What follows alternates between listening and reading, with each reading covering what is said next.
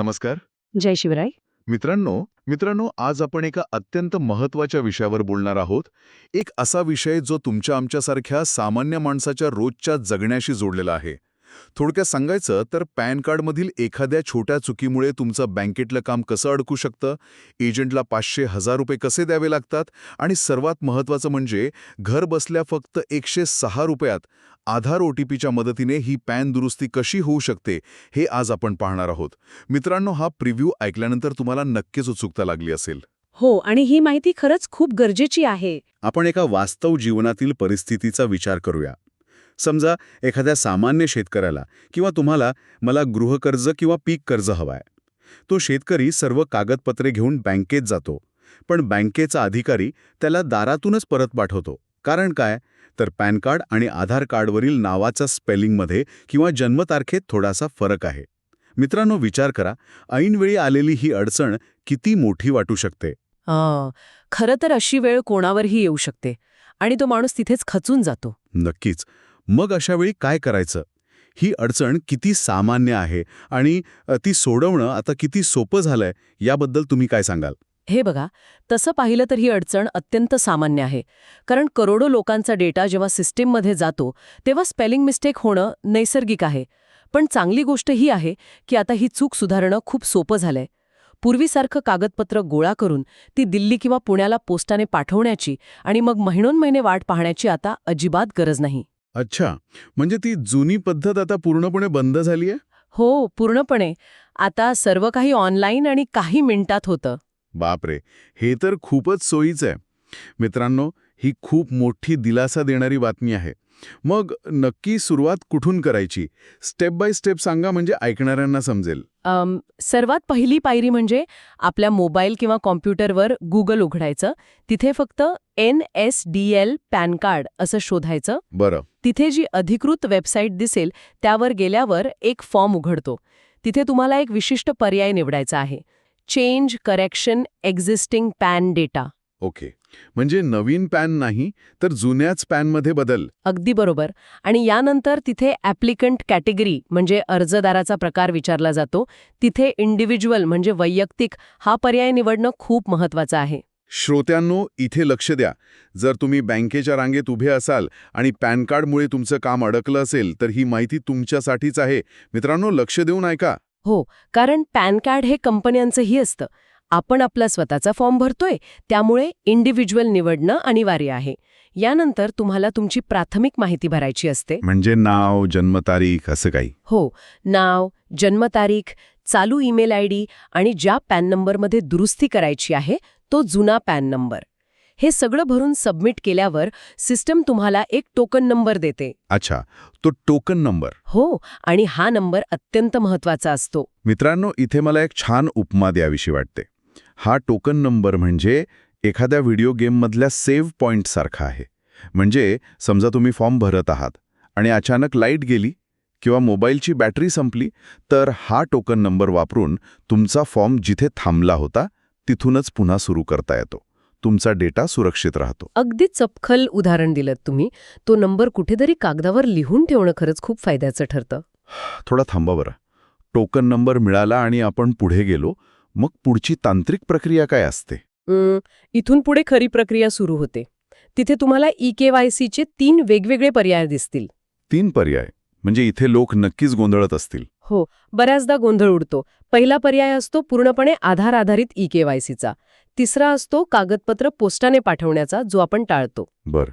पण मी नेहमी दुसरा पर्याय निवडण्याचा सल्ला देते. सबमिट स्कॅन्ड इमेजेस हाच पर्याय निवडायचा. 1 मिनिट, हे खूप महत्वाचं आहे. म्हणजे आधारवरचा जुना फोटो न घेता आपण आपला नवीन फोटो देऊ शकतो? हो, अगदी बरोबर. आणि म्हणूनच हा पर्याय महत्त्वाचा आहे. आधार काढताना आपण अनेकदा खूप लहान असतो किंवा तो फोटो अंधुक असतो. पॅन कार्ड हे बँकेच्या कामासाठी लागतं. तिथे आपला स्पष्ट फोटो आणि आजची सही लागते. या दुसऱ्या पर्यायातून आपल्याला आपला नवीन स्पष्ट फोटो आणि सही अपलोड करता येते. क्या बात आहे. मित्रांनो, हा एक खूप महत्वाचा मुद्दा आहे. म्हणजे तुम्हाला तुमचा हवा तो चांगला फोटो पॅनवर लावता येतो. पण फाईल अपलोड करण्यावरून मला एक प्रश्न आठवला. विचारा ना. फॉर्म भरताना लोकांची सर्वात मोठी चूक कुठे होते? कारण बऱ्याचदा फॉर्म रिजेक्ट होतो असं ऐकलंय मी. ही एक अतिशय सूक्ष्म पण खूप मोठी चूक आहे. बघा, ज्या माहितीत तुम्हाला बदल करायचा आहे, समजा तुम्हाला नावाचं स्पेलिंग बदलायचंय. बरं.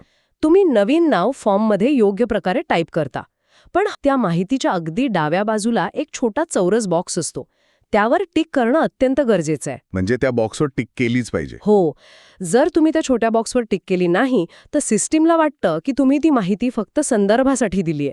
आणि मग कोणताही बदल न होता तुमचं जुनंच चुकीचं पॅन कार्ड पुन्हा प्रिंट होऊन येतं. बापरे. मित्रांनो, ही चूक महागात पडू शकते. फक्त एका छोट्या टिकमार्कमुळे एवढा गोंधळ? हो ना. त्यामुळे ज्या रकान्यातील माहिती बदलायची आहे, फक्त आणि फक्त त्याच बॉक्सवर टिक करायला विसरू नका. मित्रांनो, तुमच्या घरात कुणी विद्यार्थी असेल तर त्याने आपल्या आई-वडिलांना हा फॉर्म भरायला नक्की मदत करावी, कारण ही अशी तांत्रिक माहिती घरातील तरुणांना लवकर समजते. नक्कीच.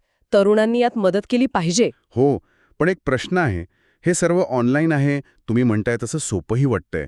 पण हे सर्वांसाठी पुरेसं आहे का? म्हणजे गावातल्या एखाद्या सामान्य शेतकऱ्याला किंवा मजुराला हे मोबाईलवर जमेल का? प्रामाणिकपणे सांगायचं तर अजून सुधारणा होऊ शकतात. म्हणजे थोडं अवघड आहे का? हो, कारण यात फोटो आणि सही 50 केबीच्या आत सेट करावी लागते आणि कागदपत्रांची PDF 300 केबीच्या आत असावी लागते. हे साईज कमी करण्याचं काम काहींना नक्कीच कठीण जाऊ शकतं. खरंय, प्रत्येकाला ते मोबाईलमध्ये रिसाईज करणं जमत नाही. पण एजंटच्या फेऱ्या मारण्यापेक्षा आणि त्यांना ₹1000 देण्यापेक्षा घरातील कोणा शिकलेल्या मुलाची मदत घेऊन हे केलेलं नक्कीच चांगलं आहे. हो, हेही अगदी बरोबर आहे. मित्रांनो, थोडा वेळ लागला तरी चालेल, पण स्वतः शिकून घेतलेलं केव्हाही उत्तम. बरं, आता कागदपत्रांचा विषय निघालाच आहे, तर कोणती कागदपत्र जोडावी लागतात? ओळखीचा पुरावा आणि पत्त्याचा पुरावा म्हणून आधार कार्ड हे सर्वोत्तम आणि सर्वमान्य आहे. अच्छा, म्हणजे आधार कार्ड पुरेसं आहे. हो, पण जर तुम्हाला जन्मतारीख बदलायची असेल तर फक्त आधार चालत नाही. त्यासाठी तुम्हाला तुमचा 10वीचं बोर्ड सर्टिफिकेट किंवा जन्मदाखला द्यावा लागतो. 1 मिनिट, 10वीचे सर्टिफिकेट का? कारण सरकारी नियमांनुसार जन्मतारखेचा सर्वात भक्कम आणि अधिकृत पुरावा म्हणून 10वीच्या प्रमाणपत्राकडे पाहिलं जातं. ते राज्याच्या शिक्षण मंडळाकडून पडताळणी करून दिलेलं असतं ना. अच्छा, म्हणजे पॅन कार्डवरील जन्मतारीख 10वीच्या सर्टिफिकेटशी जुळली पाहिजे. मित्रांनो, तुम्ही जर शेतकरी असाल तर PM किसान योजनेचे पैसे अडकू नयेत म्हणून पॅन कार्ड आजच तपासून बघा. कारण जर जन्मतारीख जुळली नाही तर अनुदानाचे पैसे थेट अडकतात. अगदी खरे. आणि म्हणूनच हे क्रॉस व्हेरिफिकेशन गरजेचं असतं. बरं, आपण सर्व माहिती भरली, फोटो अपलोड केले, कागदपत्र जोडली. आता शेवटची आणि महत्त्वाची पायरी कोणती? शेवटची पायरी म्हणजे पेमेंट आणि ऑथेंटिकेशन. फी किती असते यासाठी? फक्त ₹106. हे पेमेंट तुम्ही अगदी सहज UPI म्हणजे फोनपे, गुगल पे किंवा कार्डने करू शकता. फक्त ₹106? मित्रांनो, बाहेर एजंट याच कामाचे 500 ते 1000 रुपये घेतात. हो ना. आणि पेमेंट झाल्यावर सर्वात महत्वाची प्रक्रिया येते, ती म्हणजे आधारचं ऑथेंटिकेशन आणि ई-साईन. हे कसं काम करतं? इथे तुम्हाला 2 वेळा OTP येतो. पहिला OTP येतो तो तुमचा आधारचा डेटा सिस्टमला वापरण्याची परवानगी देण्यासाठी. म्हणजे आपली ओळख पटवण्यासाठी. हो. आणि दुसरा OTP हा ई-साईनसाठी असतो, म्हणजे तुम्हाला प्रत्यक्ष कागदावर सही करायची गरज नाही. तुमचा आधारचा OTP टाकला की तुमच्या अर्जावर कायदेशीर डिजिटल सही आपोआप होते. बापरे, तंत्रज्ञान किती पुढे गेलंय. म्हणजे फॉर्म प्रिंट करा, सही करा, कुरिअर करा, हे सगळं झंझट कायमचं संपलं. हो. आणि ही प्रक्रिया पूर्ण झाली की लगेच तुम्हाला एक PDF स्वरूपात पोचपावती मिळते. अच्छा, रिसिप्ट मिळते. पण ती उघडताना एक अडचण येते ना? हो, ती PDF सुरक्षित असते आणि तिला उघडण्यासाठी एक पासवर्ड लागतो. बरेच लोक इथेच अडकतात. मित्रांनो, हा एक आहा मोमेंट आहे बरं का. तो पासवर्ड शोधायला लोक ईमेल पालथे घालतात, पण तो पासवर्ड काय असतो माहितीये? तुमची स्वतःची जन्मतारीख. अगदी बरोबर. जर तुमची जन्मतारीख 15 ऑगस्ट 1995 असेल तर 15081995 असे सलग आकडे टाकले की ती PDF लगेच उघडते. हो, किती सोपे आहे ते. आणि त्यानंतर साधारण 3-4 दिवसात नवीन पॅन कार्ड तुमच्या ईमेलवर येतं आणि काही दिवसांनी प्रत्यक्ष कार्ड घरपोच येतं. मित्रांनो, चर्चेच्या शेवटी आपण या संपूर्ण प्रवासाचा थोडक्यात रिकॅप घेऊया, म्हणजे तुम्हाला अगदी स्पष्ट समजेल. सर्वात आधी NSDLच्या वेबसाईटवर जाणे, तिथे टोकन नंबर मिळवणे, जो आपला सेव्ह पॉइंट आहे. त्यानंतर ज्या माहितीत बदल करायचा आहे त्या योग्य बॉक्सवर टिक करणे, नवीन फोटो आणि कागदपत्रे अपलोड करणे आणि शेवटी 106 रुपये भरून आधार OTPने आपली पडताळणी पूर्ण करणे. हा प्रवास असा सोपा आणि सुटसुटीत आहे. अगदी अचूक रिकॅप दिलात तुम्ही. पण मला इथे एक मुद्दा आवर्जून मांडावासा वाटतो. हो, नक्कीच मांडा. आपण याकडे फक्त एक कागदपत्र दुरुस्त करण्याची प्रक्रिया म्हणून पाहू नये.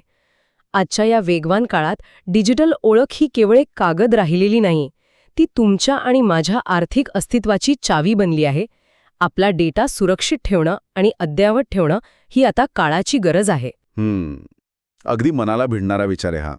खरंच कदाचित ही योजना परिपूर्ण नसेल, तिच्या तांत्रिक अडचणी असतील, पण कुणासाठी तरी ती जीवनातला फरक ठरू शकते. एखाद्याचं अडकलेलं कर्ज मंजूर होऊ शकतं. नक्कीच. नक्कीच. मित्रांनो, आजची ही चर्चा तुम्हाला नक्कीच उपयुक्त वाटली असेल. हा व्हिडिओ आपल्या गावातल्या व्हॉट्सअप ग्रुपमध्ये जरूर फॉरवर्ड करा, जेणेकरून माहिती सर्वांपर्यंत पोहोचेल. आपणही कोणाची तरी मदत करून आशीर्वाद कमवा. हो, माहिती पोहोचवणं हे खूप मोठं काम आहे. तुम्हाला महाराष्ट्र व भारत सरकारच्या योजनांविषयी सोप्या भाषेत मार्गदर्शन यापुढेही हवंय? मग आपला महायोजना YouTube चॅनल तुमच्यासाठी आहे. अशीच उपयुक्त माहिती मिळवण्यासाठी लगेच सबस्क्राईब करायला विसरू नका. आज इथेच थांबूया. लवकरच भेटू पुढील भागात. धन्यवाद. जय शिवराय. जय महाराष्ट्र.